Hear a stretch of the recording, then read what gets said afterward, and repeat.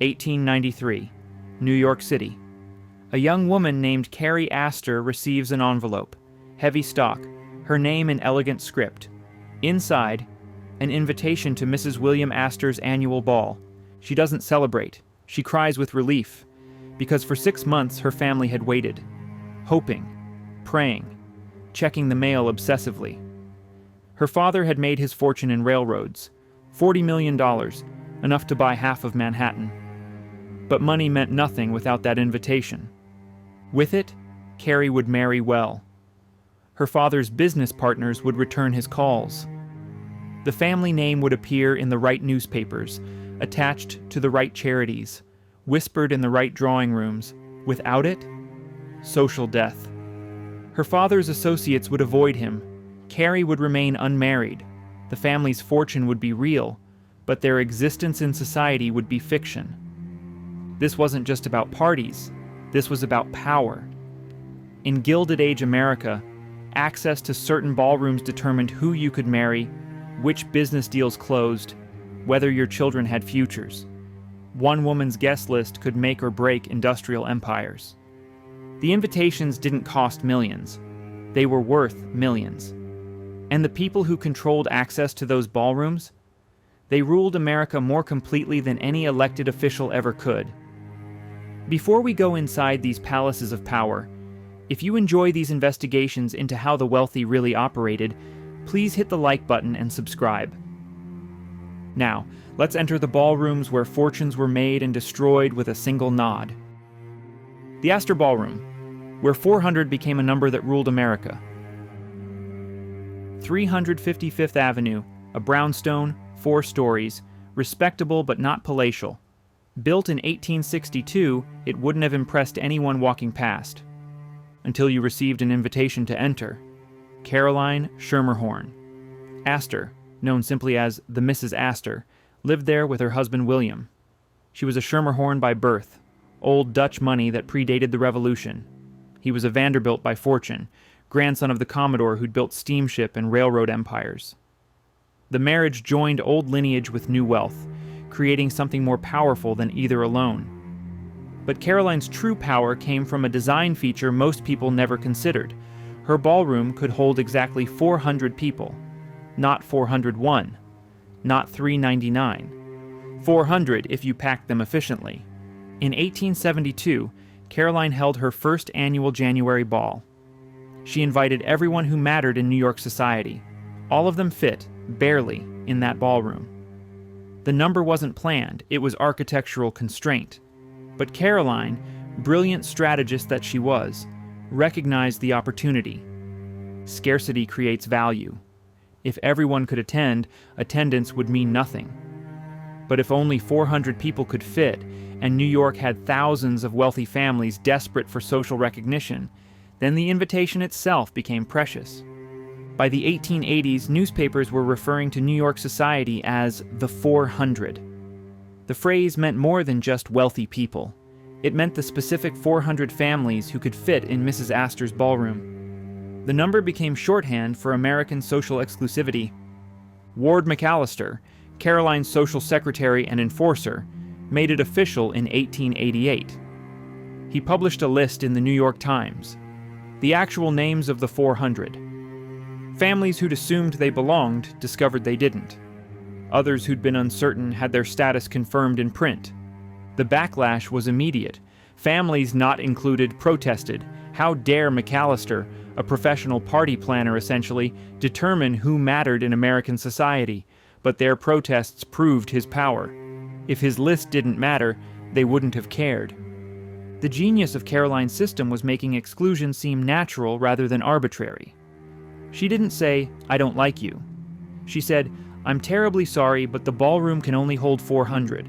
Architectural necessity. Nothing personal. The fact that somehow the same 400 families fit every year while others never did? That was just how things worked." The ballroom itself was deliberately modest. No gilt excess, no overwhelming grandeur. Just a well-proportioned space with good lighting and adequate ventilation. The point wasn't to impress with decoration. The point was to be there at all. Caroline would stand in a specific location, near the center, backed by her portrait, wearing a diamond tiara that caught light from every angle. Not for vanity, for visibility. In a crowd of 400, everyone needed to know exactly where she stood. The tiara was a beacon, allowing guests to orient themselves geographically. Proximity to Caroline indicated social rank as clearly as a military insignia indicates officer status. The balls followed strict protocol. Invitations went out in early January. If yours arrived, you had 2 weeks to prepare. If it didn't arrive by mid-January, it wasn't coming. Some families would wait by their mailboxes, checking multiple times daily, hope fading as the deadline approached. The actual event was exhausting theater. You arrived between 10 and 11 p.m. You queued to be announced. You approached Mrs. Astor, who might speak to you for 30 seconds or simply nod. Then you found your place in the ballroom's invisible hierarchy. Inner circle. The true elite. Middle distance. Important but not essential. Outer edges. Barely tolerated. You remained for hours. Leaving early was insulting. But staying all night risked seeming desperate. The correct departure time required social calculation. Most families left between 1 and 2 a.m. after sufficient visibility, but before desperation became obvious. The morning after, newspapers would report who'd attended. Not comprehensive lists, that would be vulgar. Just notable guests. Being mentioned meant you'd been noticed, which mattered almost as much as attending itself. Not being mentioned when you'd attended suggested you'd faded into the crowd, present but irrelevant. By 1890, Caroline's January ball determined social standing for the entire year. Business partnerships formed between families who'd stood together in the inner circle. Marriages were arranged between young people who'd met under Caroline's chandelier. A single evening in that ballroom could set the trajectory for an entire family's future. The cost of exclusion was measurable. Families shut out of the 400 found business partners reluctant to associate with them. Their daughters received fewer marriage proposals and from less desirable families. They were still wealthy, often wealthier than many who were included, but they were socially dead. Some fought back, built bigger mansions, threw more elaborate parties, donated to more charities. It rarely worked. Caroline had established the rules, and the primary rule was, she decided. Wealth alone couldn't buy entry. Neither could public service or business success. Only Caroline's approval mattered, and she didn't explain her decisions. The ballroom at 350 Fifth Avenue was modest, but what happened there wasn't modest at all. For 30 years, that room determined who mattered in American society. 400 people could fit inside. Everyone else was outside, no matter how rich they were. The number stuck. Even today, 140 years later, the 400 still means exclusive elite. The ballroom is gone, demolished in the 1890s. But the system Caroline created there? That survived. The Vanderbilt War when Alva crashed the gate with marble. March 26, 1883.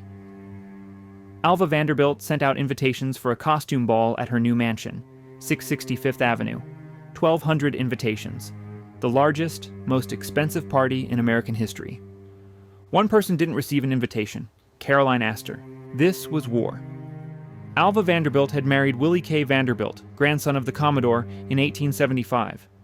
She'd spent 8 years watching New York society treat the Vanderbilts like slightly embarrassing relatives. Old money families, the Astors, the Livingstons, the Stuyvesants, made their disdain clear. The Vanderbilts were railroad money, new money, commercial money. The Commodore had been a ferryman, for God's sake. He'd cursed like a sailor and spit tobacco. His fortune was enormous, but his background was common. Alva refused to accept second-class status. If the old guard wouldn't invite Vanderbilts to their parties, she'd throw a party so spectacular that everyone would beg to attend hers. She'd force them to acknowledge Vanderbilt supremacy. She commissioned Richard Morris Hunt to build her a mansion that would make the Astor brownstone look provincial. Hunt designed a French chateau in limestone, 660 Fifth Avenue, directly across from Carrie Astor's future location. $3 million, 60 rooms. Every detail meant to overwhelm. The costume ball was the opening salvo. 1,200 invitations to everyone who mattered, plus everyone who wanted to matter. Theme: European royalty and nobility. Costumes were expected to be historically accurate and absurdly expensive.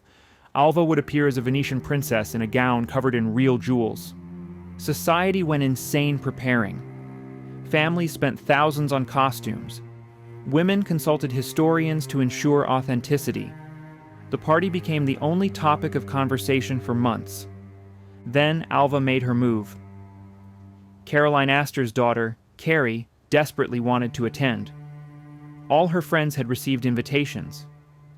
Carrie had been practicing a special dance, the Star Quadrille, with other young society women, planning to perform it at the ball. But no invitation arrived for the Astor family. Carrie begged her mother to intervene. Caroline understood exactly what was happening. Alva was forcing her to acknowledge the Vanderbilt socially. If Caroline wanted her daughter to attend the ball everyone was discussing, she'd have to call on Alva personally, the formal visiting ritual that signaled social acceptance. Caroline had a choice: maintain her pride and exclude her daughter from the season's defining event, or submit to Alva's power play. She chose pragmatism. In early March, Caroline called on Alva at 660 Fifth Avenue. The visit was brief, formal, and represented complete surrender. By calling on Alva, Caroline acknowledged the Vanderbilts as social equals. Within days, invitations arrived for Caroline and Carrie Astor. The ball itself exceeded even its own hype. 1,200 guests in costumes that collectively cost over $1 million. The house blazed with electric lights, still rare in 1883. Flowers covered every surface. A full orchestra played. Champagne flowed until dawn. Alva appeared as the Venetian princess, her costume dripping with diamonds and pearls. Other guests came as Marie Antoinette, Louis XVI, Catherine de' Medici, various European monarchs. The costumes were so elaborate that some guests couldn't sit down, standing for hours in gowns that weighed 30 pounds. The Star Quadrille was performed at midnight. Carrie Astor and her friends, dressed as stars, danced in formation to thunderous applause. Alva had won. The Astor daughter was performing at a Vanderbilt ball, signaling to all of society that the power structure had shifted. Newspapers covered the event for weeks. The New York Times published detailed descriptions of costumes. Harper's Weekly ran illustrations. The ball cost approximately $250,000, equivalent to over $7 million today, for a single night of entertainment. But the real cost was power. Alva had spent her way into society's highest ranks. She'd forced Caroline Astor to acknowledge her. She'd proven that new money, if deployed with sufficient strategy and scale, could overcome old money's exclusivity. The ball established a dangerous precedent. You could buy your way into society, not directly. You couldn't just hand Caroline Astor a check and demand inclusion. But you could build a bigger mansion, throw a more spectacular party, force the old guard to participate in your social theater. Money, if used aggressively enough, could break down gates that were supposed to be impenetrable. Caroline understood the threat. Alva wasn't just hosting parties. She was declaring that the Vanderbilts were society's equal, maybe its superior. The brownstone at 350 Fifth Avenue suddenly seemed inadequate. If the Vanderbilts had a chateau, Caroline would need one too.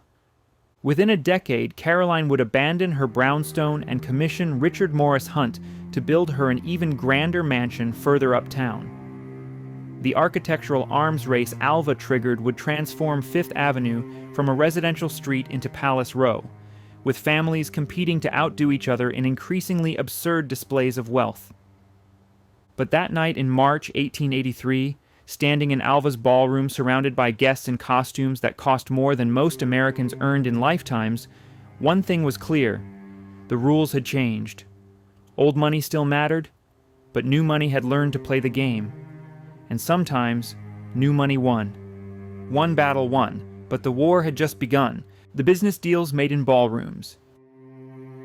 Joseph Pulitzer stood in the corner of Mrs. Astor's ballroom in January 1889, watching men who refused to speak to him in daylight smile at him across champagne glasses.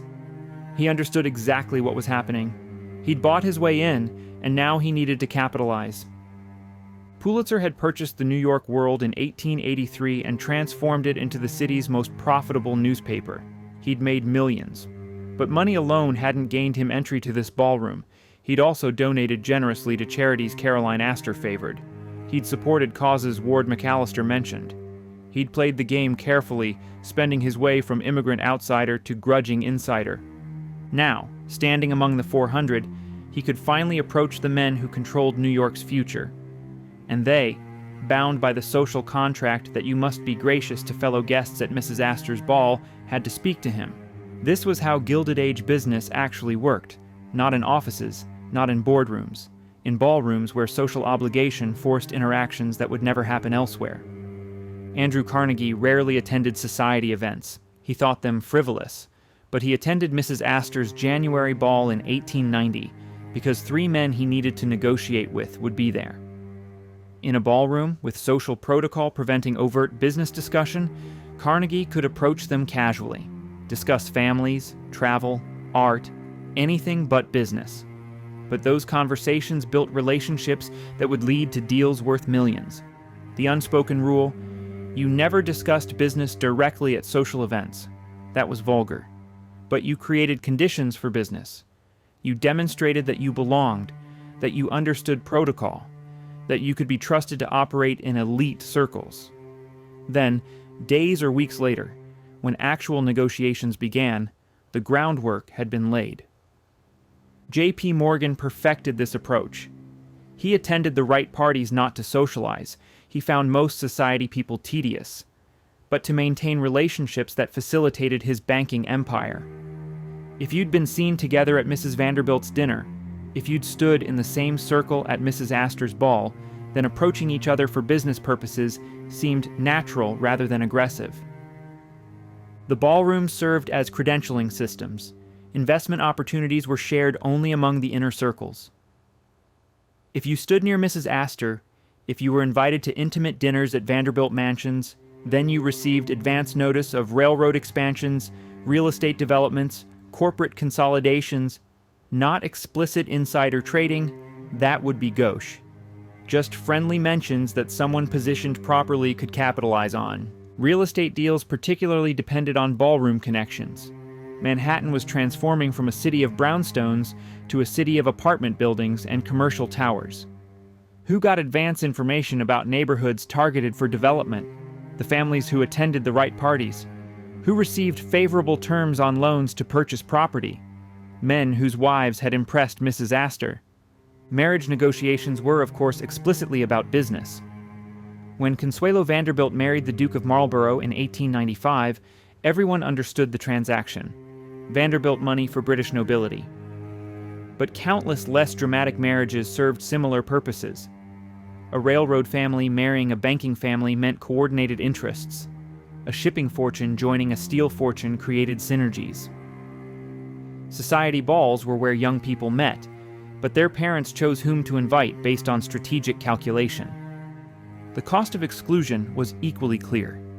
If you weren't invited to the right ballrooms, you couldn't form the relationships that led to deals. Your business interests remained isolated. You might be wealthy, but you couldn't leverage that wealth to become wealthier, because you lacked access to the networks where opportunities were shared. Harry Black made his fortune understanding this dynamic. He'd started as a brick manufacturer, profitable but not spectacular. Then he married well and gained access to society events.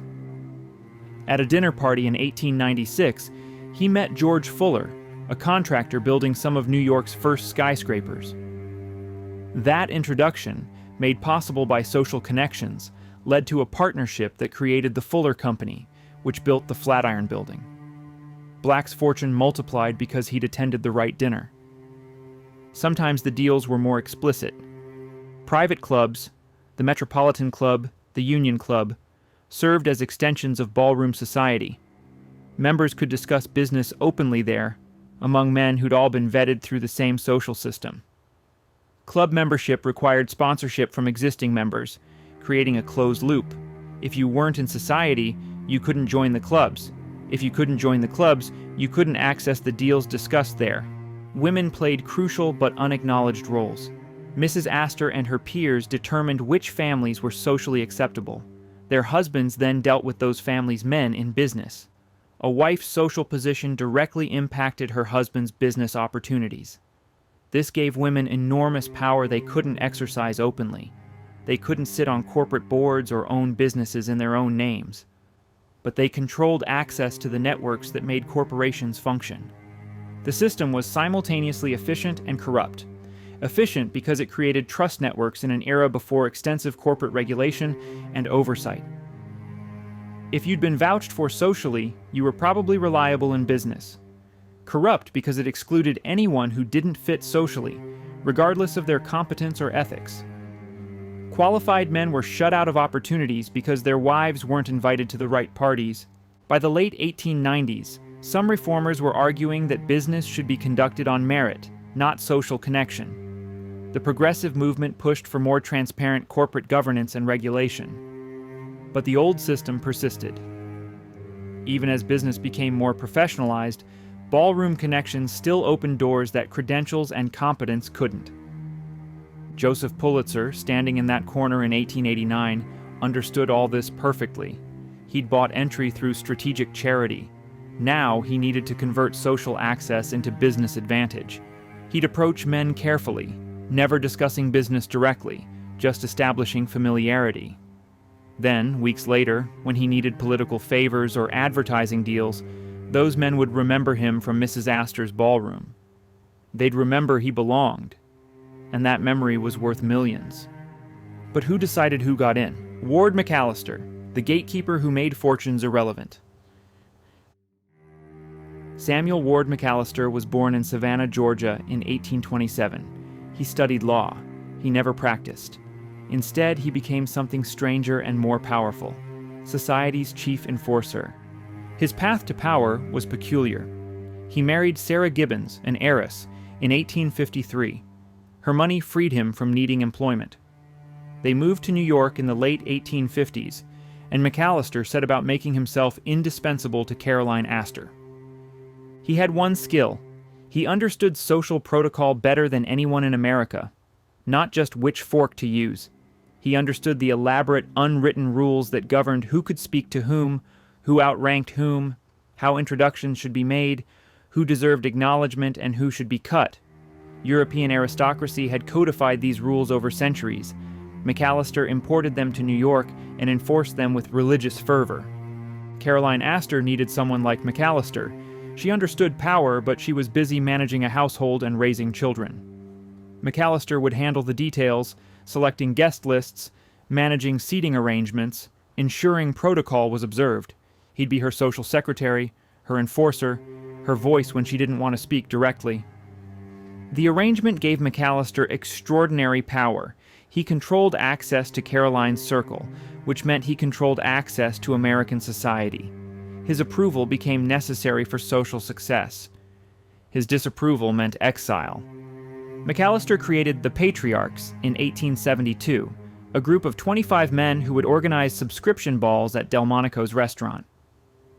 Only families approved by the Patriarchs could attend. This formalized the gatekeeping system that had been operating informally. Now there was a committee, rules, documented exclusions. He reveled in his authority. He gave interviews explaining why certain families didn't belong. He wrote articles about proper behavior and correct dress.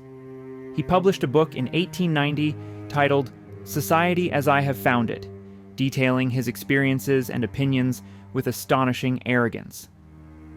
The book revealed his obsessions: lineage, protocol, European standards, the importance of excluding unsuitable people.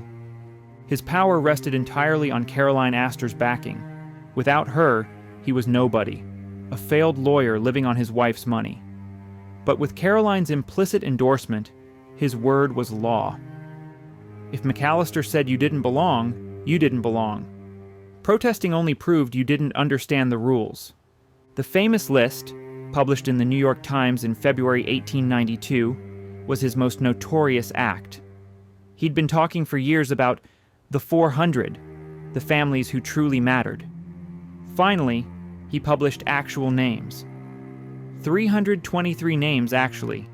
He couldn't quite reach 400. which undermined his entire premise. But the list caused sensation anyway. Some families discovered they'd been included. Others learned they'd been excluded. The arbitrary nature of McAllister's choices became obvious. He'd included families who'd lost their fortunes, but excluded newly wealthy families with impeccable behavior. He'd put people on the list who rarely attended society events while excluding regulars. The criteria seemed to be, did McAllister personally like you? The backlash was savage. Newspapers mocked him.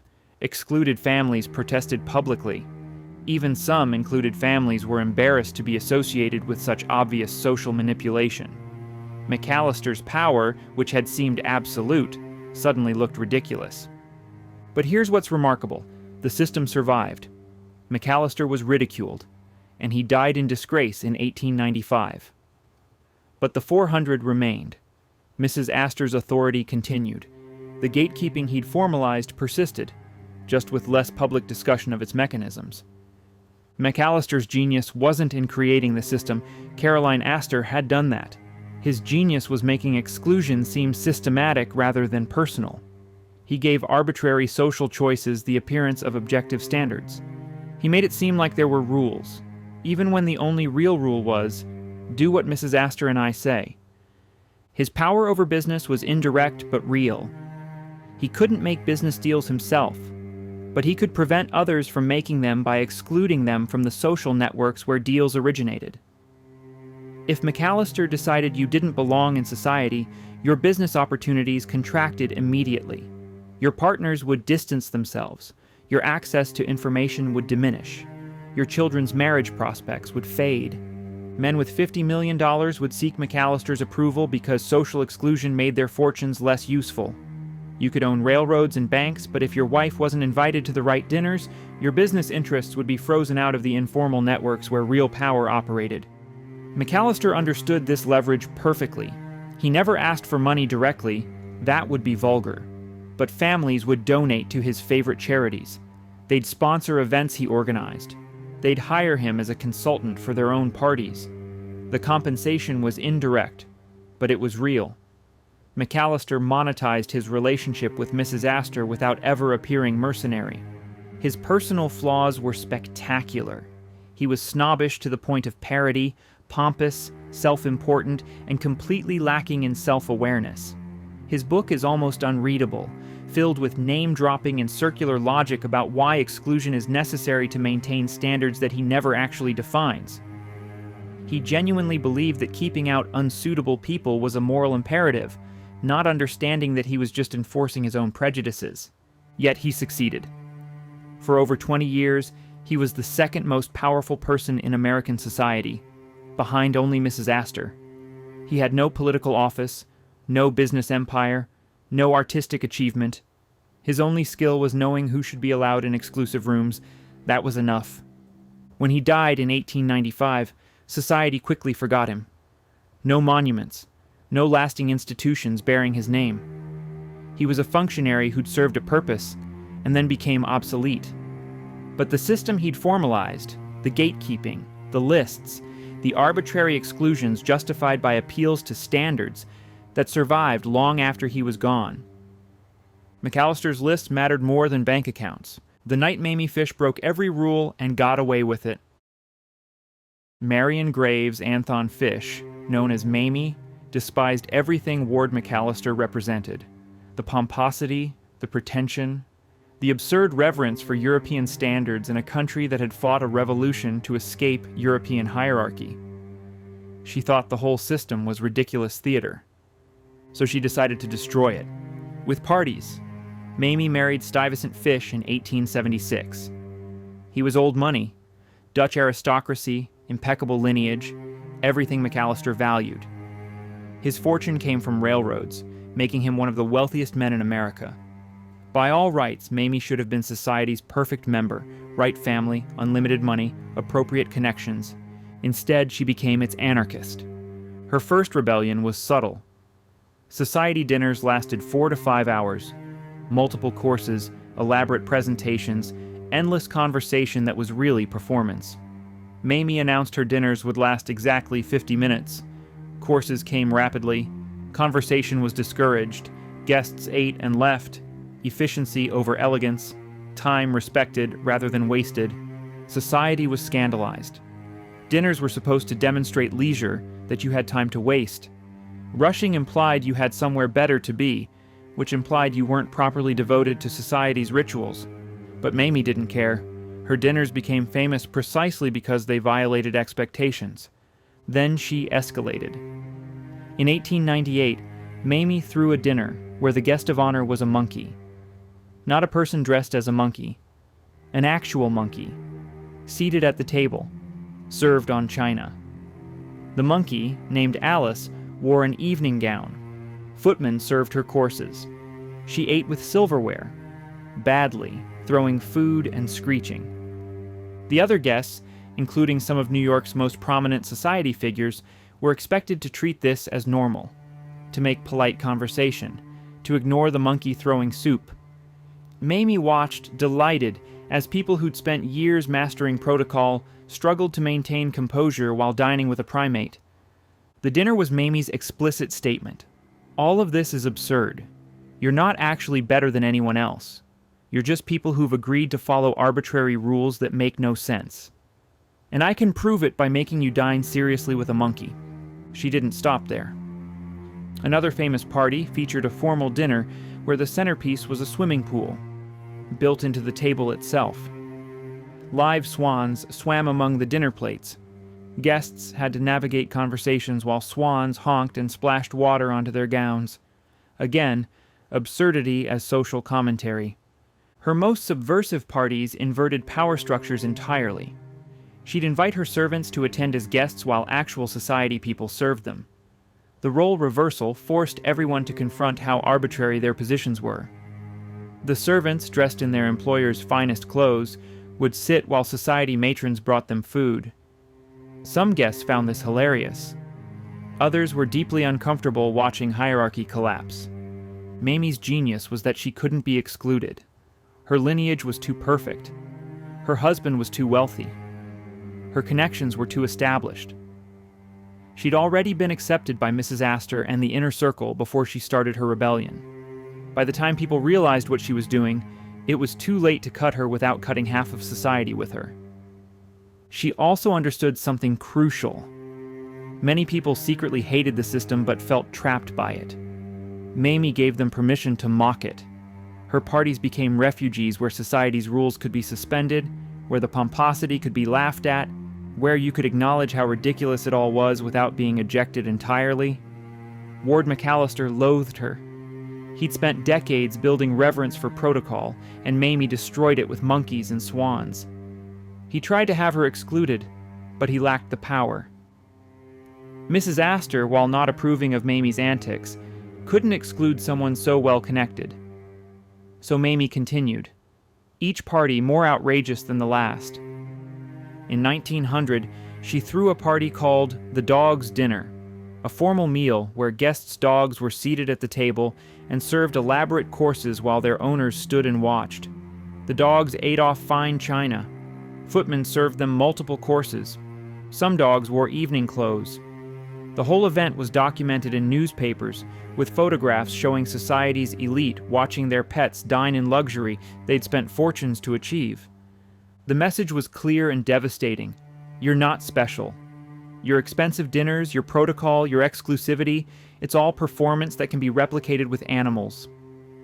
The dogs ate the same food off the same china in the same rooms where you perform your importance. What makes you different? Mamie's parties revealed something dangerous. The system only worked if everyone believed in it. If someone inside the system mocked it effectively, the whole structure looked fragile. And Mamie was proving, night after night, that you could stay inside while refusing to take it seriously. Her influence spread. Other society women began shortening their dinners. Some started throwing deliberately unconventional parties. The rigid protocol McAllister had enforced began to relax. Not completely. Society still had rules, still excluded people, still maintained hierarchy. But Mamie had introduced doubt. If someone like her, with perfect credentials, thought it was all silly, maybe it was. She particularly despised the reverence for European standards. America had fought for independence, yet society was constantly trying to imitate European aristocracy. Mamie thought this was pathetic. Her parties celebrated American irreverence. She'd invite cowboys and actresses and people who'd never learned which fork to use. At Mamie Fish's table, being interesting mattered more than having the right ancestors. This was genuinely radical for 1890 society. The whole point of the 400 was maintaining boundaries. You excluded the unsuitable to preserve standards. Mamie argued the standards themselves were stupid.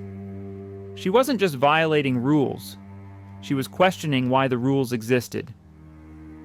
Her most famous quote captured her philosophy perfectly. Make it fun. If it's not fun, it's not worth doing. Society had never been about fun. It had been about power, status, maintaining position. Fun was incidental at best. Mamie prioritized fun, which meant she prioritized experience over position.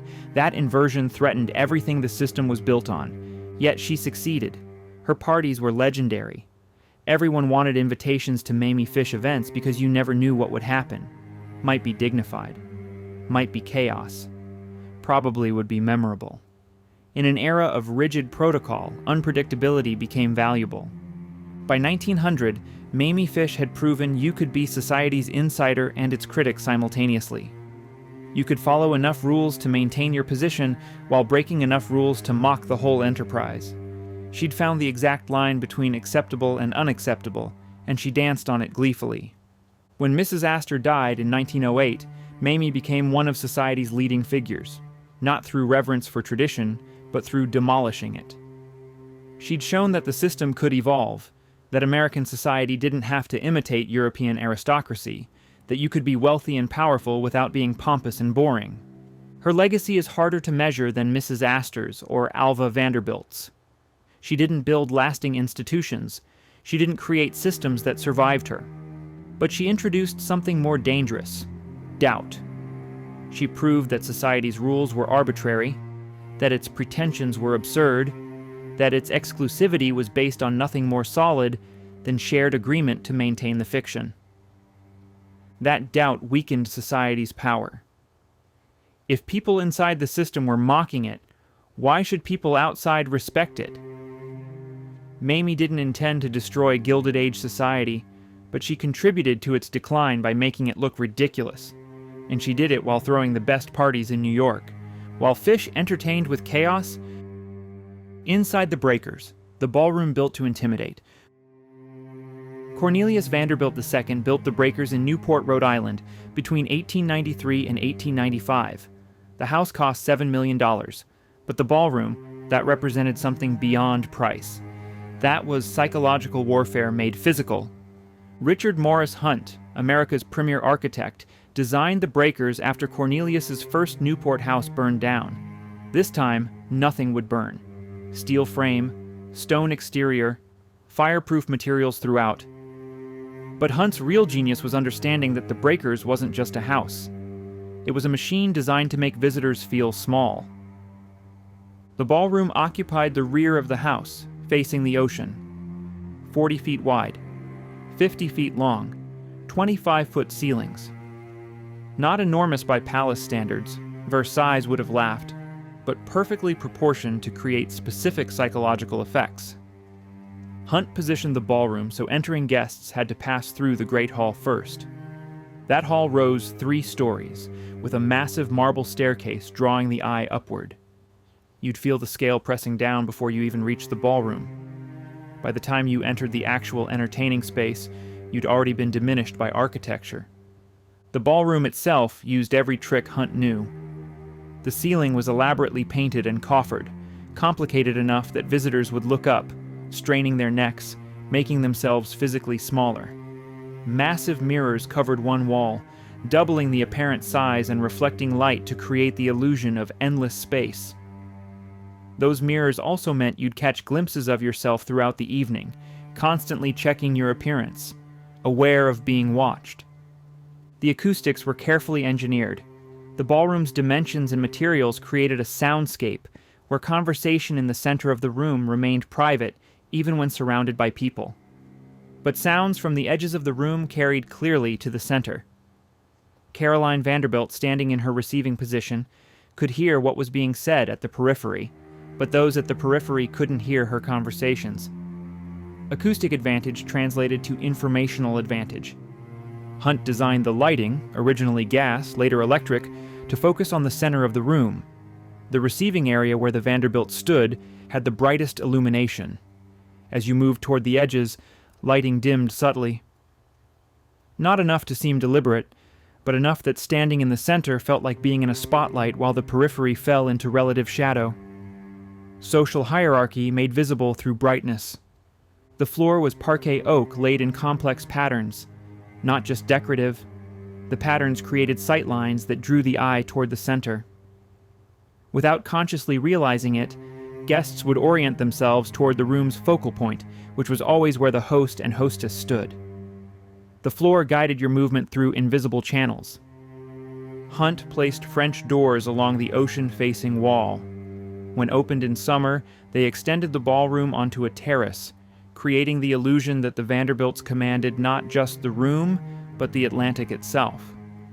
The doors were positioned to frame ocean views perfectly from the center of the room, while guests at the edges saw only partial glimpses.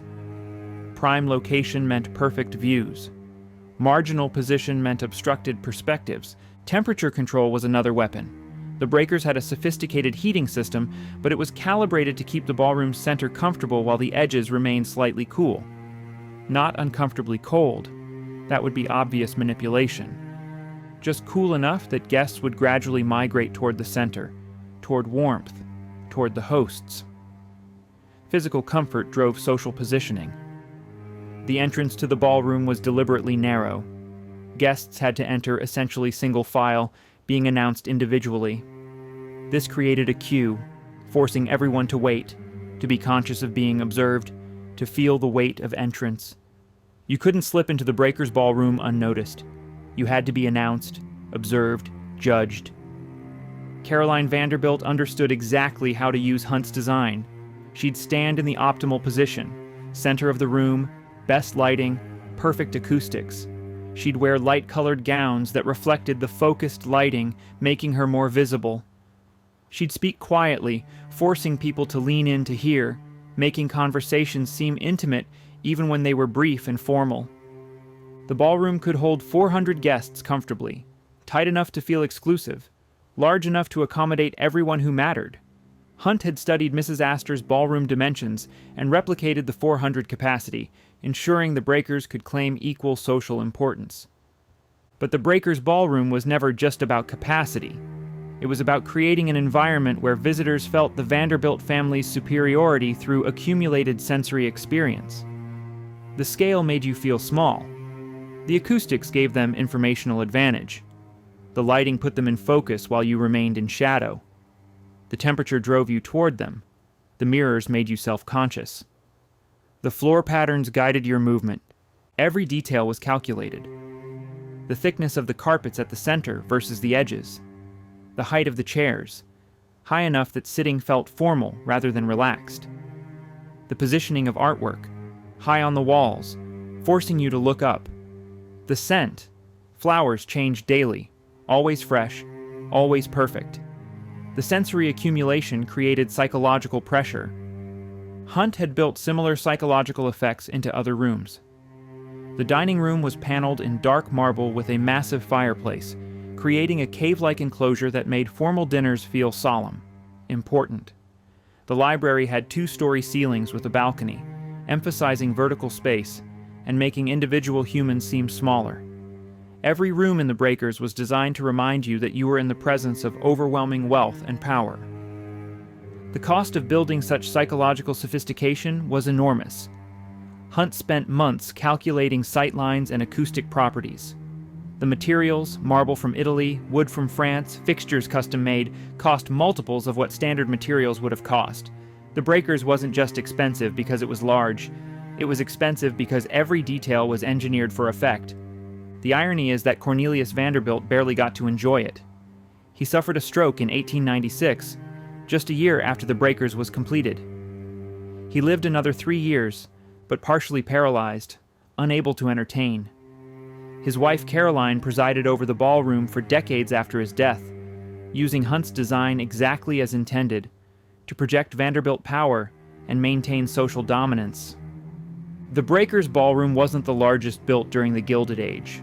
The Breakers wasn't the most expensive house, but Hunt's design was the most psychologically sophisticated. Other architects built for visual impact. Hunt built for psychological control. He understood that social power required more than displays of wealth. It required creating environments where wealth translated into invisible advantages that visitors felt without understanding. Walking into the Breakers Ballroom, you couldn't articulate why you felt diminished. The room was beautiful. The proportions were harmonious. Nothing seemed overtly intimidating. But the accumulated effects, the scale, the light, the sound, the temperature, the sightlines, created an environment where the Vanderbilts had every advantage and you had none. That was Hunt's genius. He made power feel inevitable rather than imposed. Modern visitors touring the Breakers don't experience these effects fully. They walk through as tourists, not as guests being judged. The lighting is different. The crowds change the acoustics. The psychological machine Hunt built only worked when activated by hosts who understood how to use it. Caroline Vanderbilt understood perfectly. For 30 years after Cornelius's death, she used that ballroom to maintain Vanderbilt supremacy in Newport society. The Breakers proved that architecture could be weaponized, not through fortifications or barriers, but through psychological manipulation so subtle that victims didn't realize they were being controlled. You left the Breakers Ballroom feeling that the Vanderbilts were superior. You couldn't explain why. You just knew they were. That certainty was exactly what Hunt had built into the walls. But Newport wasn't the only battlefield. The Philadelphia Assembly, where bloodlines trumped billions. While New York society fought over new money versus old money, Philadelphia had already answered the question. Old money, always, forever, no exceptions. The Philadelphia Assembly began in 1748, not 1798, 1748, before the Revolution, before the United States existed. The Assembly was older than the country itself, and Philadelphia society never let anyone forget it. The Assembly was a subscription ball. Members paid annual fees to attend 4 dances per season. But membership wasn't for sale at any price. You inherited membership, or you married someone with membership, or you didn't get in. Period. New York's 400 was exclusive. Philadelphia's Assembly was impenetrable. The Astors accepted the Vanderbilts eventually. Philadelphia never accepted anyone whose ancestors hadn't been in America by 1776. And they'd better have been on the right side. The membership list in 1900 contained essentially the same family names as the list from 1800. Biddle, Cadwallader, Morris, Willing, Chew. These families had been in Philadelphia since the colonial era. They'd signed the Declaration of Independence. They'd fought in the Revolution. They were American aristocracy not through wealth, but through being first. Andrew Carnegie, one of the world's richest men, couldn't get his daughter into the Philadelphia Assembly. Neither could his money nor his philanthropy buy access. The Philadelphia families didn't care about Carnegie Steel. They cared about when your family arrived in America. Carnegie was Scottish immigrant money, new money, foreign, not happening. The same families who rejected Carnegie happily accepted families who'd lost their fortunes. You could be broke, but if your great-great-grandfather had signed the Constitution, you belonged. Money was temporary. Bloodlines were permanent. The Assembly met at the Horticultural Hall, later at the Academy of Music. The balls themselves were remarkably understated compared to New York excess. No elaborate decorations, no costume themes. Just dancing, informal attire, with people who'd known each other's families for generations. The lack of ostentation was deliberate. Wealth needed no announcement among people who'd always had it. The most famous rule: men led the assembly. Women attended, but men controlled membership decisions. A woman from an assembly family who married an outsider didn't automatically bring her husband into the fold. The men decided. Usually they decided no. This created a peculiar situation where some of America's most powerful men were married to Philadelphia women with assembly backgrounds, but the men themselves remained permanently outside. Cornelius Vanderbilt II married Alice Claypool Gwynn from a Philadelphia family. Alice could attend assembly balls. Cornelius could not. His billions didn't matter. His famous name didn't matter. He wasn't Philadelphia. The system frustrated New York society because it couldn't be gamed. In New York, if you were rich enough and strategic enough, you could eventually break through. Alva Vanderbilt proved it. But Philadelphia didn't have Alva Vanderbilt. Philadelphia didn't want her. If Alva had built a marble palace in Philadelphia, the assembly families would have politely ignored it and her. Philadelphia families viewed New York society as vulgar. All that competition, all those costume balls, all that newspaper coverage, deeply unseemly. Real aristocracy didn't seek publicity. Real aristocracy didn't need to prove anything. Real aristocracy simply existed, secure in generations of unquestioned position. The irony was that many Philadelphia fortunes were actually smaller than the new money they rejected. The Biddles weren't poor, but they weren't Carnegie rich. The Cadwalladers were comfortable, not compared to Rockefeller. Philadelphia aristocracy was about family, not fortune. They'd rather be less wealthy and more pure than rich and contaminated by association with new money. This attitude created a social structure different from New York's. In New York, society was dynamic, constantly shifting as new fortunes rose and old fortunes fell. In Philadelphia, society was static. The same families controlled the assembly in 1900 that had controlled it in 1800. Some had more money, some had less. But the structure remained unchanged. The assembly wasn't unique to Philadelphia. Boston had similar institutions. Old money families who'd been there since colonial times and wouldn't accept newcomers regardless of wealth. Charleston had its own version. But Philadelphia's system was the most rigid and most explicit about its priorities. The long-term consequence was economic. Philadelphia fell behind New York as America's financial center, partly because Philadelphia society rejected the entrepreneurs and industrialists who might have kept the city competitive. Carnegie built his empire from Pittsburgh, not Philadelphia, partially because Philadelphia society made clear he didn't belong. Other industrialists followed opportunities to cities where money opened doors. By 1920, Philadelphia's assembly families realized they'd isolated themselves economically while maintaining social purity. The city's prominence had declined. But the assembly continued, still exclusive, still rejecting new money, still convinced that bloodline mattered more than achievement or wealth. The assembly exists today. Same families, mostly. Same rules. You still can't buy your way in. In 2025, in a country where inherited position is supposedly meaningless, the Philadelphia Assembly maintains that birth matters more than anything else. They've been doing it for 277 years. They're not stopping now. For the Gilded Age elite struggling to gain access to New York society, Philadelphia represented a deeper frustration. Even if you succeeded in New York, even if Mrs. Astor acknowledged you, even if you built the biggest mansion and threw the most expensive parties, Philadelphia still wouldn't care. There was a level of exclusivity money couldn't reach. That limitation reminded even the wealthiest Americans that their power had boundaries. When the invitation stopped, social death in real time. Emily Vanderbilt Sloan made one mistake in 1898. She divorced her husband. Her family tried to prevent it. The Vanderbilts had money, power, every advantage. But divorce in Gilded Age society was social suicide, and there was nothing wealth could do to prevent the consequences. Emily had married William Douglas Sloan in 1872.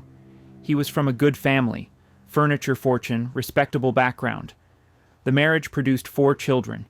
To outsiders, it looked successful, but inside, it was miserable. William was controlling, possibly abusive. Emily endured for 26 years before finally filing for divorce. The decree came through in 1899. Emily was free. She was also destroyed. Mrs. Astor's invitation for the 1900 season didn't arrive. Neither did invitations from any of the other society leaders Emily had known her entire life. Her name disappeared from guest lists. When she attended public events, women she'd considered friends looked away. Servants were instructed not to acknowledge her. She'd been cut. Divorce wasn't illegal. It wasn't even particularly rare by 1900. But for women in society's highest ranks, divorce was unforgivable. It suggested you'd failed at the one job women were supposed to perform perfectly, maintaining a marriage regardless of personal cost. Worse, it suggested you'd put your own happiness above social duty. That was intolerable. Emily's daughters suffered most. They hadn't divorced anyone. They'd done nothing wrong. But they were tainted by association. Their marriage prospects evaporated. Families who would have eagerly pursued connections with Vanderbilt money now avoided Emily's daughters. The social death was inherited. Emily eventually remarried to Henry White, a diplomat. The marriage was reportedly happy, but she never regained her social position. She lived another 27 years, wealthy and comfortable, but socially dead. The woman who'd grown up as Vanderbilt royalty spent her final decades invisible to the society that had once competed for her attention. Her case wasn't unique. Social death happened with depressing regularity, and the triggers were often absurdly small. James Hazen Hyde inherited the Equitable Life Assurance Society in 1900 when his father died. He was 23, worth $50 million, and eager to be accepted in society. He threw a ball in January 1905 at Sherry's restaurant, a costume ball with a French theme. Cost $200,000, 1,200 guests, lavish by any standard. The problem was timing. The previous year had seen massive insurance scandals. Policyholders were losing money while executives enriched themselves. Hyde's party, funded by insurance company profits, looked like theft. Public outrage was immediate. Newspapers ran cartoons showing Hyde dancing while policyholders starved. Society abandoned him overnight. The same people who'd attended his ball, and they'd all attended, now claimed they'd been horrified by the excess. They'd only gone out of obligation, they said. They'd found it vulgar. Hyde, who'd thought he was cementing his social position, had instead destroyed it. He fled to France in exile, spent the rest of his life there, never returned to New York society. The Ulrichs family survived scandal in 1897, but never fully recovered. Herman Ulrichs was shipping fortune, married to Teresa Fair, whose father had made millions in Nevada silver mines. They should have been socially secure. But Herman had business troubles. Bankruptcy rumors circulated. The rumors weren't true, but they were enough. Invitations slowed, then stopped. The Ulrichs maintained their mansion. They still had money. But socially, they were fading. Teresa fought desperately to maintain position, throwing more elaborate parties, spending more money. It didn't work. Once society decided you were declining, the decline became self-fulfilling. People avoided you to avoid association with failure. The cruelty was the point. Society needed examples of what happened when you violated rules or simply became inconvenient. Emily Vanderbilt Sloan showed what happened if you prioritized personal happiness over social obligation. James Hazen Hyde showed what happened if your excess became publicly embarrassing. The Ulrichs showed what happened if you appeared financially weak. The consequences were measurable in dollars. Business deals collapsed when social position disappeared. If you were cut from society, business partners would quietly distance themselves.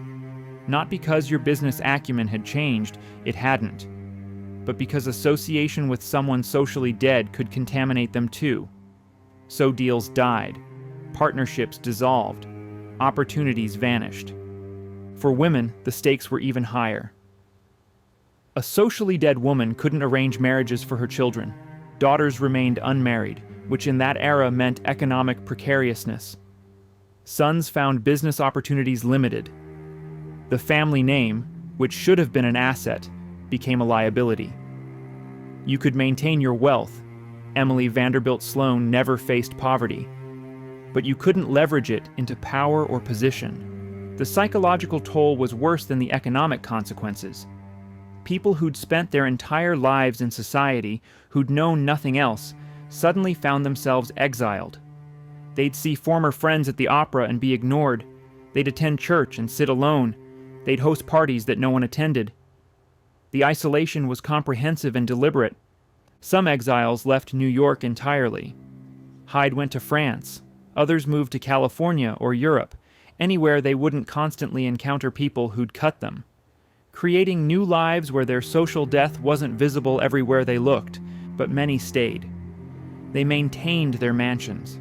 They kept their staffs. They went through the motions of social life without the substance.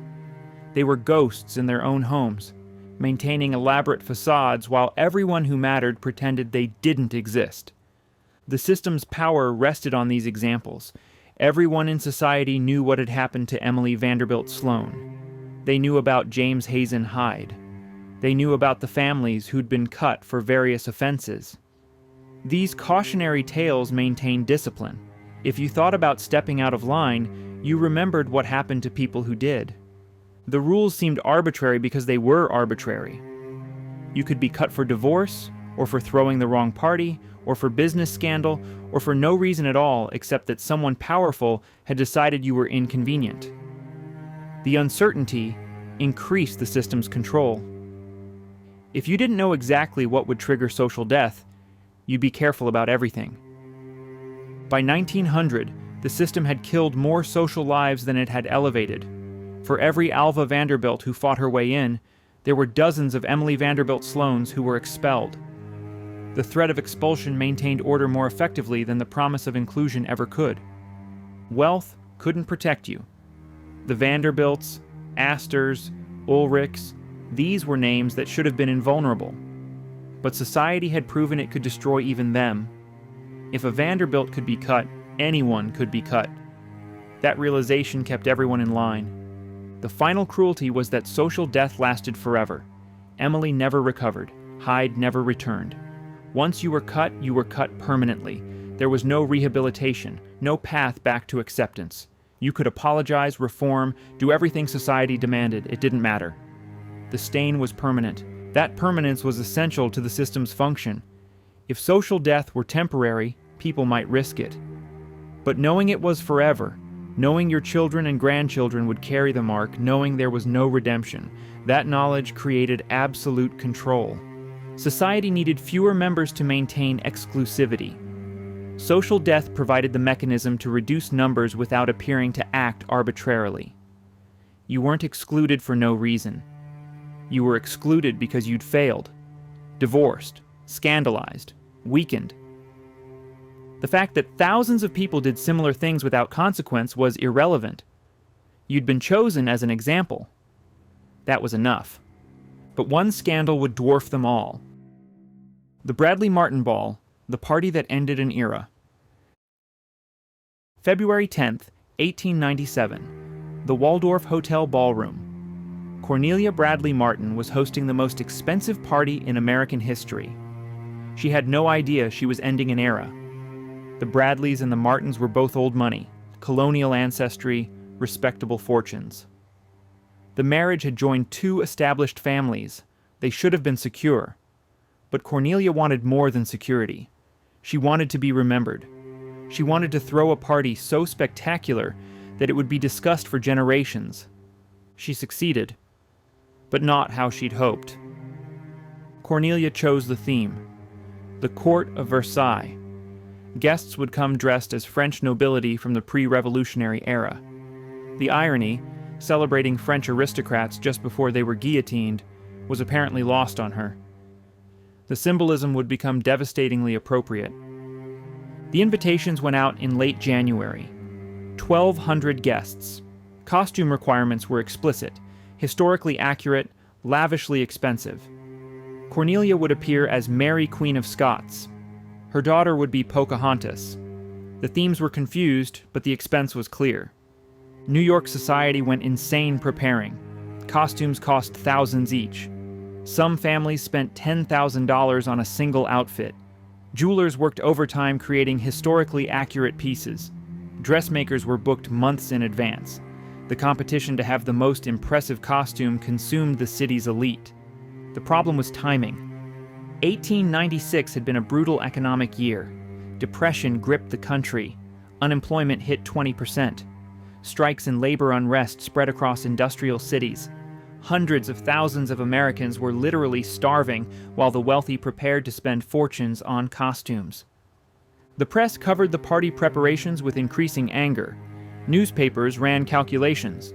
The money spent on Bradley Martin costumes could feed 15,000 families for a year. Editorial cartoons showed starving workers watching the wealthy parade in jewels. Public fury built. Ministers preached sermons condemning the excess. Labor leaders organized protests. Ordinary New Yorkers, struggling to survive, read about parties costing hundreds of thousands and felt rage. The Bradley Martin Ball became a symbol of everything wrong with Gilded Age inequality. Cornelia was oblivious. She saw the press coverage as proof her party would be legendary.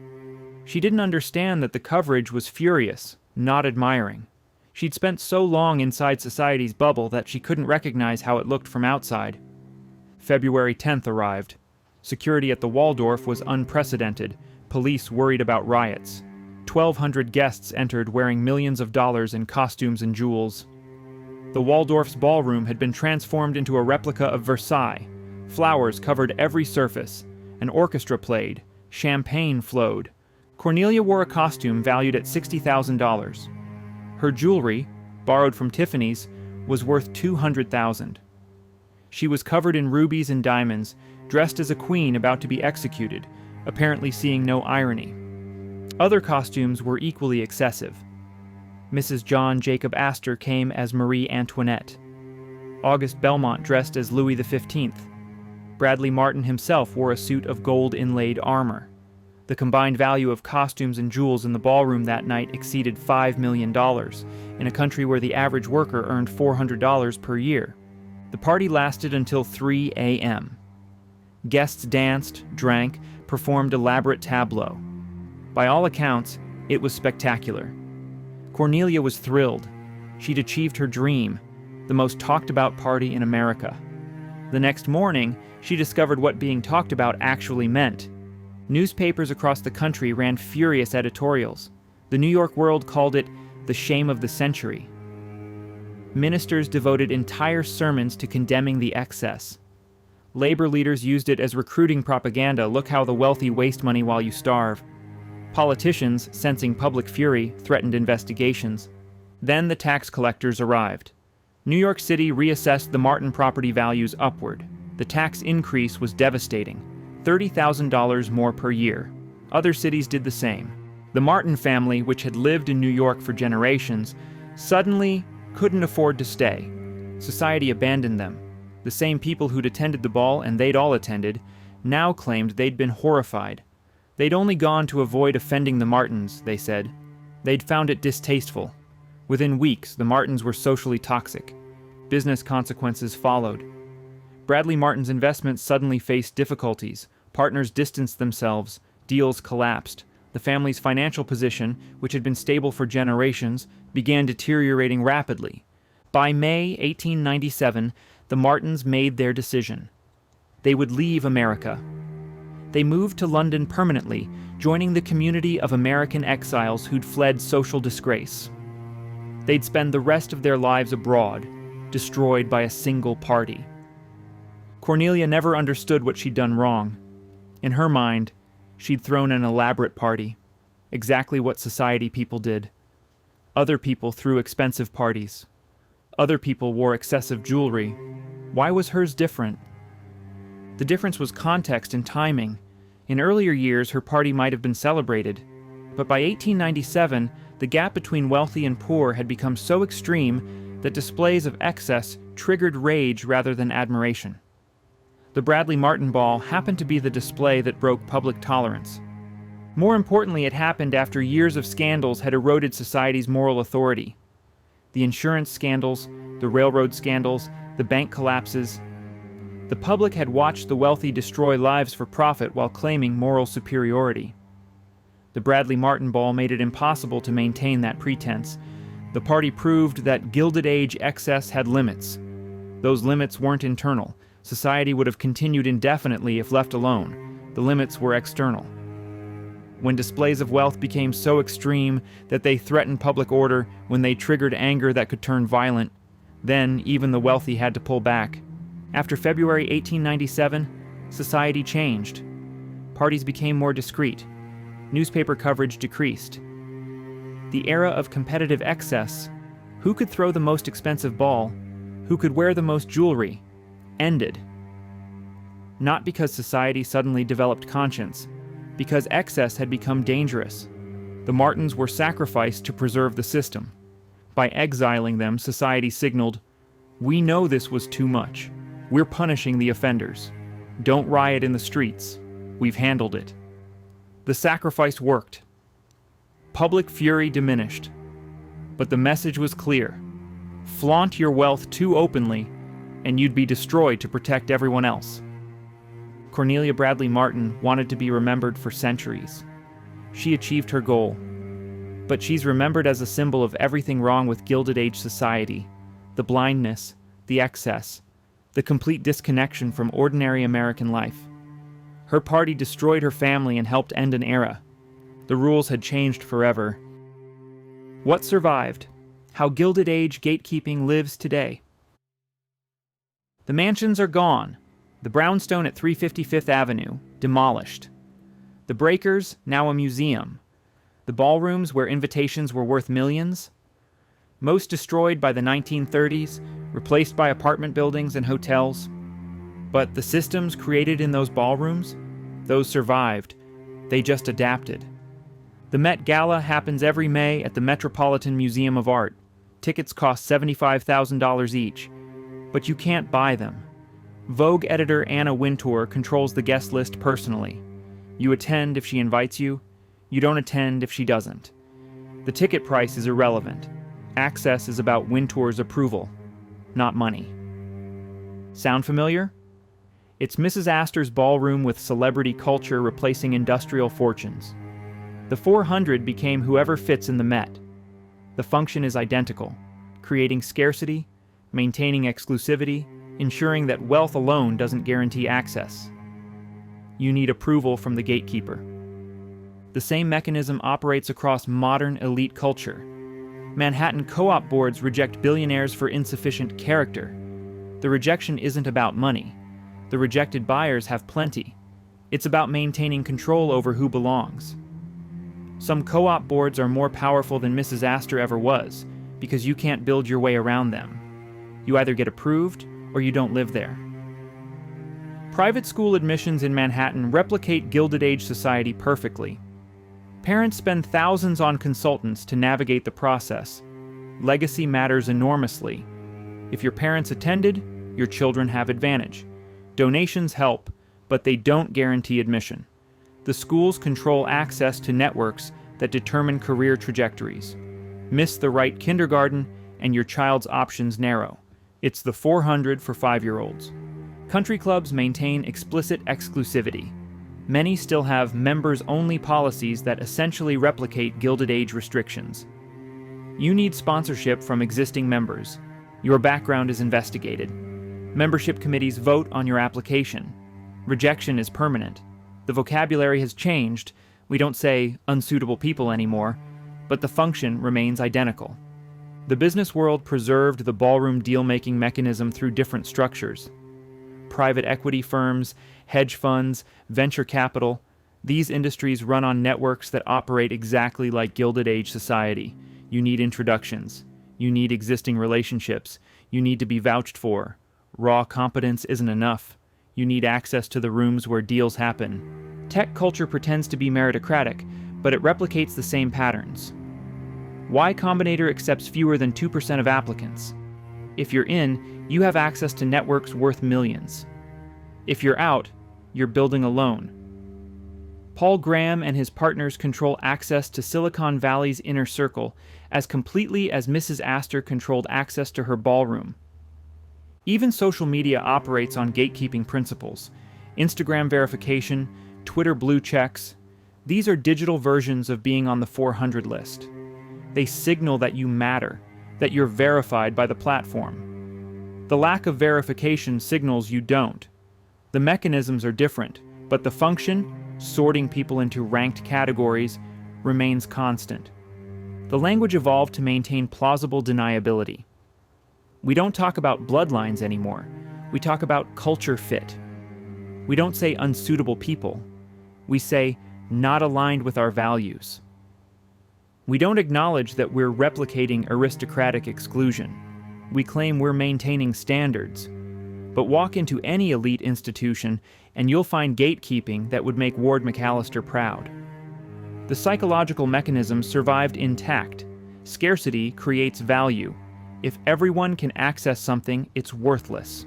So institutions create artificial scarcity, limiting membership, restricting access, ensuring that inclusion signals status. The 400 wasn't special because those families were better. It was special because it was limited. Modern equivalents understand this perfectly. The networking power survived. Being in elite circles still determines business opportunities. If you attend the right conferences, join the right clubs, get invited to the right dinners, you access information and relationships that accelerate success. If you're outside those circles, you can succeed, but it's harder. The Gilded Age proved that social access translates to economic advantage. Modern elite culture maintains that connection. The consequences of exclusion survive too. Being rejected from elite institutions doesn't cause the social death Emily Vanderbilt Sloan experienced, but it causes real damage. Careers stall. Opportunities vanish. You can succeed outside the system, but the system makes success easier for those inside it. That differential advantage is precisely what Gilded Age society provided. What changed is public acknowledgement. Gilded Age society was explicitly aristocratic. We said the quiet part loud. Some people matter more than others, and we'll decide who. Modern elite culture achieves the same result while claiming to be meritocratic. We pretend decisions are objective when they're just as arbitrary as Carrie Astor's ballroom selections. The most successful modern adaptation is embedding gatekeeping in institutions that claim to be inclusive. Elite universities say they want diversity while maintaining legacy admissions. Companies say they hire on merit while primarily recruiting from elite schools. The gatekeeping happens at an earlier stage, before you even apply, making it invisible and therefore harder to challenge. Carrie Astor understood something fundamental. Control over who belongs is control over society itself. She didn't need political power or business empire. She just needed to control access to the spaces where powerful people gathered. Modern equivalents, from Anna Wintour to co-op boards to Y Combinator partners, wield the same power through the same mechanism. The systems survived because they serve a function. Humans need hierarchy. We need to know who matters and who doesn't. In societies without formal aristocracy, we create informal versions that accomplish the same goal. We just pretend we're not doing it. The Gilded Age was honest about its exclusivity. Modern elite culture hides the same exclusivity behind claims of meritocracy and diversity. But walk into the Met Gala, or try to buy into a Fifth Avenue co-op, or apply to an elite kindergarten, and you'll discover that Mrs. Astor's ghost is alive and well. She's just learned not to publish the list. The mansions are museums, the ballrooms are demolished, but the gatekeeping? That's everywhere. Operating with Gilded Age efficiency and modern plausible deniability. We're all still waiting for invitations that determine our worth. We've just stopped admitting that's what we're doing. The true cost of entry. 1893. That young woman, Carrie Astor, crying with relief when the invitation arrived. She married well, had children, lived comfortably, but she spent her entire life seeking approval from people whose only real power was deciding who got to stand in certain rooms. The invitations didn't cost millions. They were worth millions. That distinction matters. If something costs millions, you can choose not to buy it. If something is worth millions, if your entire future depends on receiving it, you have no choice. You'll do whatever it takes to get it. You'll subordinate yourself to arbitrary authority. You'll follow rules that make no sense. You'll maintain systems that harm you because not maintaining them means exclusion. Gilded Age society understood this perfectly. The ballrooms weren't about parties. They were about creating desperate need for something only a few people could provide. Once you'd created that need, you could control everyone pursuing it. Modern elite culture operates identically. We've created desperate need for access to certain schools, certain neighborhoods, certain networks. Then we let gatekeepers control that access. We claim it's about merit or standards or culture fit, but it's about control. Always has been. The cost isn't financial. The cost is freedom. The cost is subordinating your judgment to someone else's arbitrary decision about whether you belong. The cost is spending your life seeking approval from people who probably shouldn't have the power to grant or deny it.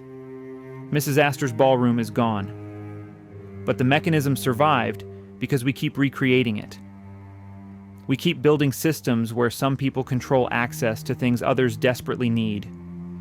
We keep pretending those systems are objective when they're just as arbitrary as a ballroom's capacity. Maybe understanding the history helps us see the present more clearly. When you're waiting to hear if you got into the right school or the right job or the right neighborhood, you're Carrie Astor waiting for the invitation. The stakes might be different. The mechanism is the same. The ballrooms where invitations were worth millions are demolished.